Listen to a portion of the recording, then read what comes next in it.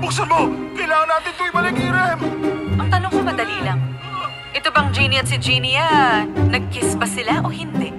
Meron ba siyang bibig o wala?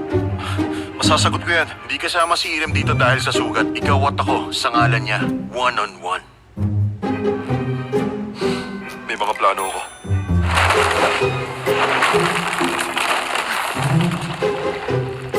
Madalas niyong gawing dahilan ng mga plano niyo? Master! Irem, ingatan mo ang pakpak mo! Pamasa kayamanan ka pa naman! Irem!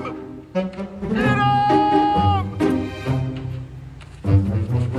May tinatago tayong nakaraan. Sigurado yan. At yung hinalikan mo siya, tingin ko sigurado rin yun eh. Sa tingin ko hindi.